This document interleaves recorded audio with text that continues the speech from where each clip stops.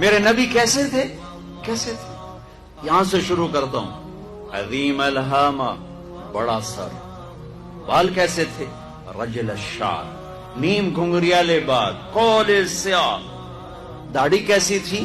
کف اللحیہ، گھنی داڑھی، گھنی داڑھی، ایک مٹھ قدرتی، نیم گھنگریالی.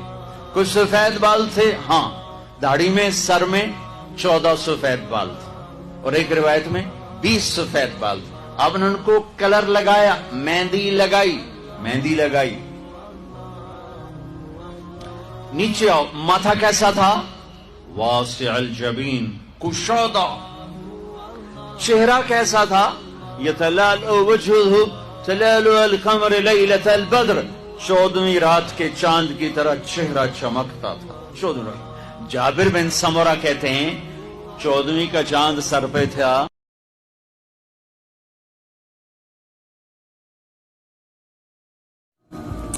میں تو دین سیکھنا چاہتا تھا، میرے باپ نے مجھے گھر سے نکال دیا. میں کوئی چور ڈاکو بننے نہیں جا رہا تھا، لیکن ماں باپ سے بھی خواہشات ٹکرائیں تو وہ نکال دیتے ہیں. 23 نومبر بروز ہفتہ 1972 صبح کے 9 بجے میرے دل پر نقش ہے. 18 سال کی عمر میں باپ گھر سے نکال دے. نکل جاؤ، تو مولوی بننا ہے تو میرے گھر ہی سے نکل جاؤ.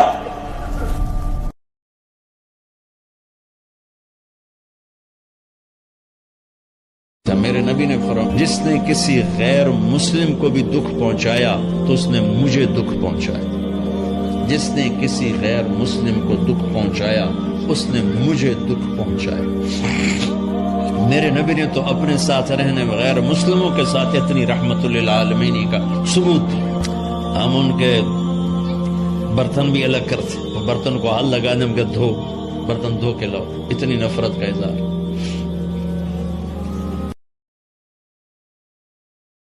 میرے نبی نے فرمایا کہ ایک اللہ کے تعلق والا بندہ یا بندی اپنی ضرورت میں اٹکا ہوا ہے اور اللہ سے مانگ رہا ہے اور رو رہا ہے، اوپر سے دروازہ نہیں کھل رہا ہے. کہتا پتہ نہیں کیا ناراضگی ہو گئی ہے. حتیٰ کہ فرشتے سفارش کرتے ہیں کہ یا اللہ یہ اتنے دیر سے بیچاری رو رہی ہے، یہ اتنے دیر سے رو رہا ہے، یا اللہ اس کا کام کر دے. تو اللہ تعالیٰ فرماتے احب ان اسمع حنینہ، مجھے اس کا رونا بڑا پیارا لگ رہا ہے، میں چاہتا ہوں کچھ اور رو لے. دے دیا تو پھر کہیں رونا، لہذا میں چاہتا ہوں تھوڑا یہ رو لے. اس لیے لیٹ ہو رہا ہے، اس لیے لیٹ نہیں ہو رہا کہ میں ناراض ہوں. کپڑے کے حسن سے زندگی میں حسن نہیں آتا، ڈرائنگ روم کی خوبصورتی سے زندگی میں خوبصورتی نہیں آتی، بیڈ روم کے عالی شان ہونے سے، 10-12 کروڑ کا نیکلس پہننے سے، 50 کروڑ کی انگوٹھی پہننے سے زندگی خوبصورت نہیں ہوتی. 50 کروڑ کی گاڑی پہ بیٹھنے سے زندگی خوبصورت نہیں ہوتی. زندگی ایک اور چیز ہے، اور اس سے متعلق چیزیں وہ اور جہان ہے، وہ اور جہان. تو اس کا اللہ نے ہمیں پتہ، جس اللہ نے زندگی دی اسی اللہ نے ہمیں اس کا پتہ بتایا. لقد کان لکم فی رسول اللہ اسوۃ حسنہ. اگر تم زندگی کو خوبصورت بنانا چاہتے ہو تو اس کا ایک راستہ ہے، اور وہ ایک ہی جگہ سودا ملتا ہے پورے لاہور میں اور کسی کے پاس. اے رمضان میں گناہ کرنے والوں، اے رمضان میں حرام کمانے والوں، اے ماہ رمضان میں حرام دیکھنے والوں، اے ماہ رمضان میں حرام سننے والوں، اے ماہ رمضان کے روزے نہ رکھنے والوں، اے ماہ رمضان میں بھی نمازیں قضا کرنے والوں، اپنے رب کو کیا جواب دو گے؟ ارے یہ مہینہ تو رب کی عطا ہے، ہم پر احسان ہے ہمارے رب کا کہ میرے گناہگار بندے بخشے جائے. یہ ایک پیارے مصطفیٰ کا فرمان ہے کہ 7 جگہیں ایسی ہیں جہاں پر دعا رد نہیں ہوتی ہے بلکہ خدا کی بارگاہ میں قبول ہو جاتی ہے. سننا چاہتے ہو وہ 7 جگہیں کون سی ہیں؟ تو سنو. نمبر 1، جب دھوپ میں بارش ہو رہی ہو. نمبر 2، جب اذان ہو رہی ہو۔ نمبر 3 سفر کے دوران۔ نمبر 4 جمعے کے دن۔ نمبر 5 جب رات کو نیند کھلے، اور نمبر 6 مصیبت کے وقت، اور نمبر 7 فرض نمازوں کے بعد۔ اور پیارے نبی نے فرمایا اللہ اس کے چہرے کو روشن کرے جو میری حدیث سنے اور دوسروں تک پہنچا دے۔ حضرت معاذ بن جبل رضی اللہ تعالیٰ عنہ روایت کرتے ہیں کہ ایک دن نبی اکرم صلی اللہ علیہ وآلہ وسلم نے میرا ہاتھ پکڑا اور فرمایا کہ اے معاذ واللہ میں تم سے محبت کرتا ہوں۔ تو معاذ رضی اللہ تعالیٰ عنہ نے کہا کہ اے اللہ کے رسول، میرے ماں باپ آپ پہ فدا، اللہ کی قسم میں بھی آپ سے محبت کرتا ہوں۔ تو آپ صلی اللہ علیہ وآلہ وسلم نے فرمایا کہ اے معاذ میں تم کو وصیت کرتا ہوں کہ کبھی بھی کسی بھی نماز کے بعد اس دعا کو نہ چھوڑنا، اللہم اعنی علی ذکرک و شکرک و حسن عبادتک۔ سبحان اللہ۔ دوستو بہت ہی قیمتی وصیت اور بہت ہی پیاری دعا ہے۔ اگر تو آپ پہلے سے ہی اس دعا کا اہتمام کرتے ہیں تو ماشاءاللہ، اگر نہیں کرتے تو آئندہ سے ہر نماز کے بعد اس دعا کا اہتمام کریں گے نا۔ کمنٹس میں انشاءاللہ لکھ کے اس ویڈیو کو شیئر کر دیں۔ جزاک اللہ۔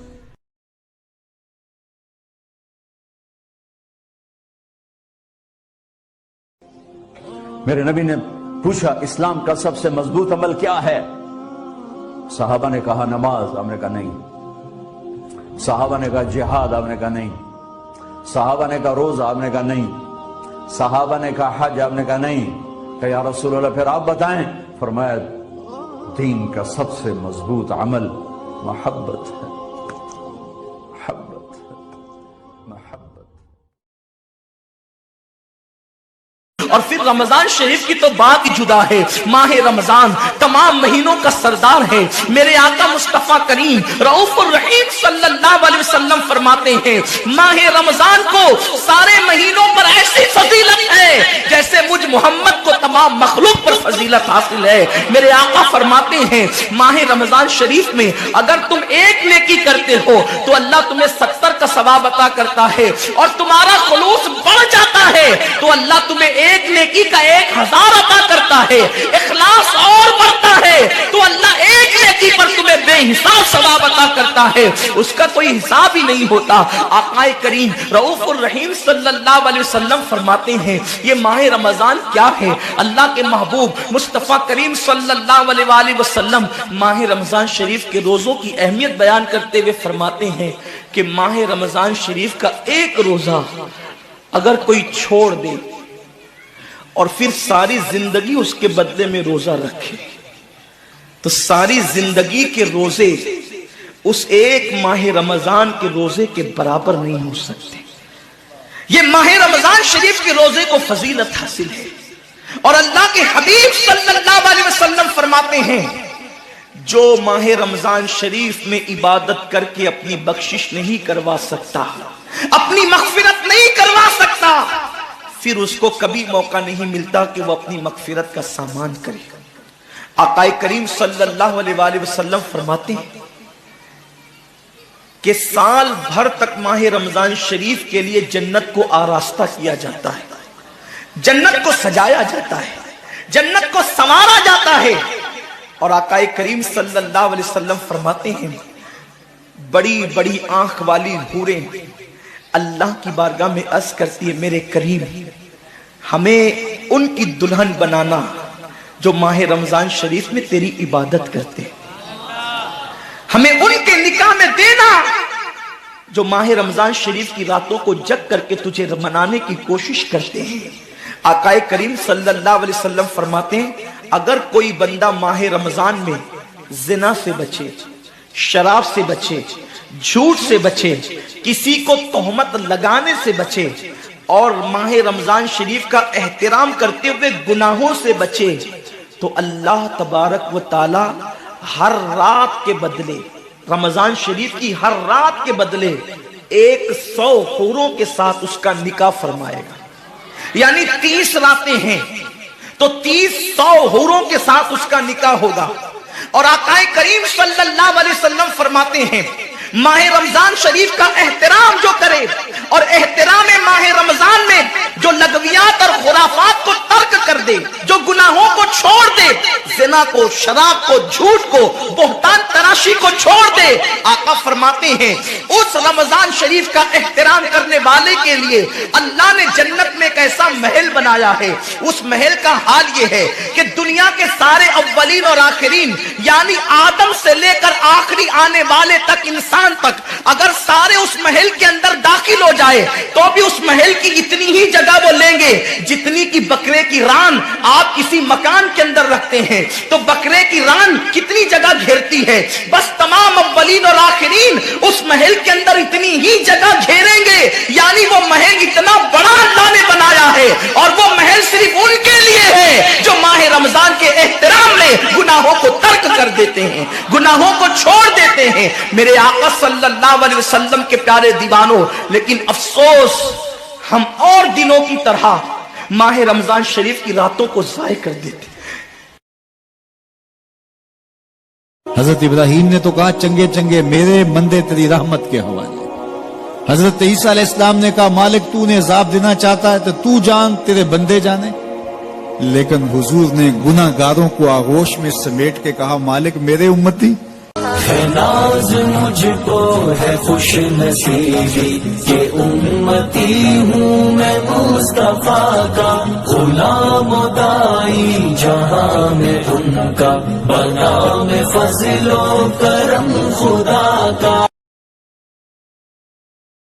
علی دی پچھان ہے رب دی پچھان، علی دیا طاقتاں نو جاندا جہان، علی مولا علی مولا علی مولا علی علی رب دا شیر اچھی علی دی شان، کل دے ایمان علی نبی دا اعلان، علی مولا علی مولا علی مولا علی علی حیدر قرار بطراب علی علی، ہاشمی چراغ لاجواب علی علی، حیدر قرار بطراب علی علی، ہاشمی چراغ لاجواب علی علی، ہے جنہ دا نہ کوئی علی اونا دا برم، علی مولا علی مولا علی دم دم، علی مولا علی مولا علی دم دم، علی مولا۔ رمضان کے مہینے میں امام علی علیہ السلام گھر کی طرف جا رہے تھے، آپ کے ساتھ چند آپ کے چاہنے والے بھی موجود تھے۔ جیسے ہی آپ کا گزر قبرستان سے ہوا تو قبروں کے بیچ میں سے گزرتے ہوئے آپ ایک قبر پہ رک گئے، تو آپ کے ایک چاہنے والے نے پوچھا یا علی آپ ان قبروں کو اس طرح سے کیوں دیکھ رہے ہیں؟ بس جیسے ہی یہ پوچھا گیا تو امام علی علیہ السلام نے فرمایا اے لوگو یاد رکھنا، یہ مرے ہوئے لوگ جو اس وقت برزخ میں ہیں چیخ کے زندہ لوگوں کو کچھ کہنا چاہتے ہیں۔ تو لوگوں نے پوچھا یا علی کیا کہنا چاہتے ہیں؟ امام علی علیہ السلام نے فرمایا جب بھی رمضان کا مہینہ آتا ہے تو مرے ہوئے لوگ زندہ لوگوں سے مخاطب ہو کے کہتے ہیں اے لوگو اس مہینے کی قدر کرو، اس میں ایک نیکی کا ثواب 70 نیکیوں کے برابر ہے، اس مہینے کو اس طرح نہ گوانا جس طرح ہم نے اپنی زندگی میں گوا دیا، ان قریب تم بھی ہماری طرح برزخ میں رہو گے، مر جاؤ گے، پھر ایک ایک نیکی کے لیے ترسو گے جس طرح آج ہم ترس رہے ہیں۔ کاش ہمیں پھر سے وہ موقع ملے کہ ہم اس رمضان کے مہینے میں اللہ کی عبادت کر سکیں۔ امام علی علیہ السلام نے فرمایا ہر ایک قبر میں ہر ایک مرا ہوا انسان اپنے عزیز و اقارب سے کہتا ہے کہ کاش کوئی ہمارا عزیز کوئی نیکی کر کے ہمیں ہدیہ کر دے۔ اے لوگو اگر رمضان کی قدر جیسے یہ مرے ہوئے لوگ سمجھتے ہیں ویسے یہ زندہ انسان سمجھ لے تو سارے لوگ سب کام چھوڑ کے صرف اللہ کی عبادت میں لگ جائیں، صرف اللہ کی عبادت میں لگ جائیں، صرف اللہ کی عبادت میں لگ جائیں۔